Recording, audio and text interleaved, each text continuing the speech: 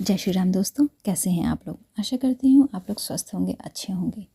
मेरे द्वारा सुनाई गई कहानियाँ अगर आपको अच्छी लगती हैं तो मेरी कहानी को लाइक, शेयर और सब्सक्राइब करना बिल्कुल ना भूलें। देरी न करते हुए कहानी का शीर्षक है माता सुमित्रा। महाराज दशरथ की कई रानियाँ थीं। महारानी कौशल्या पटमहिषी थीं।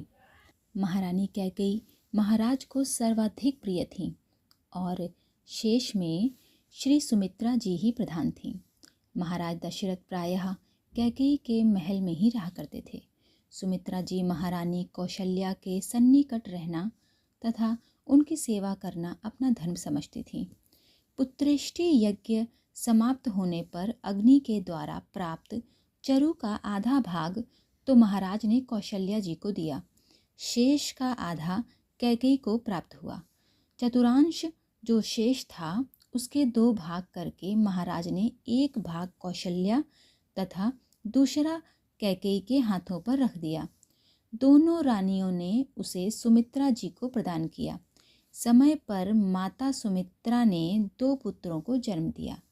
कौशल्या जी के दिए भाग के प्रभाव से लक्ष्मण जी श्री राम के और कैकेयी जी द्वारा दिए गए भाग के प्रभाव से शत्रुघ्न जी श्री भरत जी के अनुगामी हुए। वैसे चारों कुमारों को रात्रि में निद्रा माता सुमित्रा की गोद में ही आती थी। सबकी सुख सुविधा, लालन पालन तथा क्रीड़ा का प्रबंध माता सुमित्रा ही करती थीं। अनेक बार माता कौशल्या श्री राम को अपने पास सुला लेती। रात्रि में जगने पर वे रोने लगते। माता रात्रि में ही सुमित्रा के भवन में पहुंचकर कहती, सुमित्रा, अपने राम को लो, इन्हें तुम्हारी गोद के बिना निद्रा ही नहीं आती। देखो, इन्होंने रो रो कर आंखें लाल कर ली हैं। श्री राम सुमित्रा की गोद में जाते ही सो जाते। पिता से वनवास की आज्ञा पाकर श्री राम ने माता कौशल्या से तो आज्ञा ली, किंतु सुमित्रा के समीप वे स्वयं नहीं गए। वहां उन्होंने केवल लक्ष्मण को ही भेज दिया।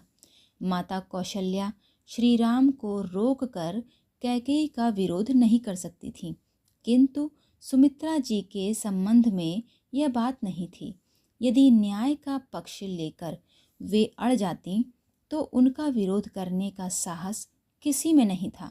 लक्ष्मण जी द्वारा श्री राम के साथ वन जाने के लिए आज्ञा मांगने पर माता सुमित्रा ने जो उपदेश दिया है वह उनके विशाल हृदय का सुंदर परिचय है, जो कुछ इस प्रकार है। तात तुम्हारी मातु वैदेही, पिता राम सब भांति सनेही। अवध तहाँ जहाँ राम निवासु, तहीं दिवसु जहाँ भानु प्रकाशु। जौ पे सिय राम बन जाहिम, अवध तुम्हार काजु कछु नाहिम।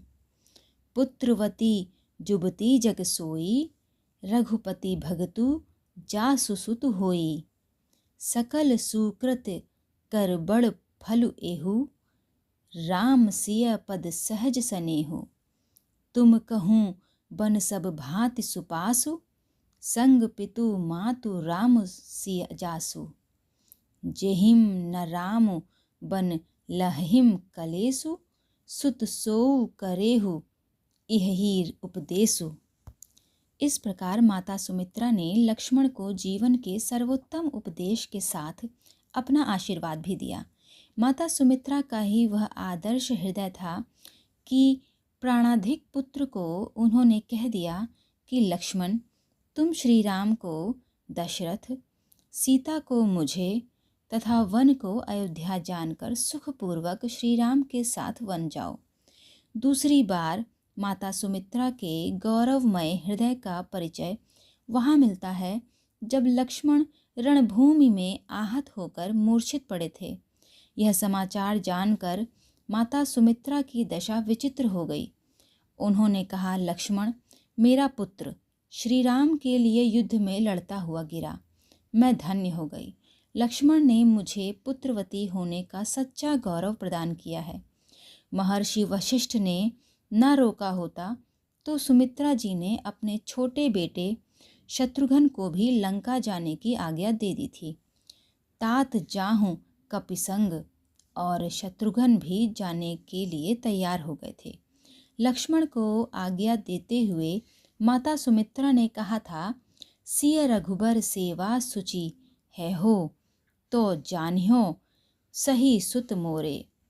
इस सेवा की अग्नि में तप सुमित्रा जी जैसा त्याग का अनुपम आदर्श और कहीं मिलना असंभव है। ये कहानी यहीं समाप्त होती है। ये कहानी सुनकर आपको कैसा लगा मुझे ज़रूर बताइएगा। तब तक के लिए जय श्री राम।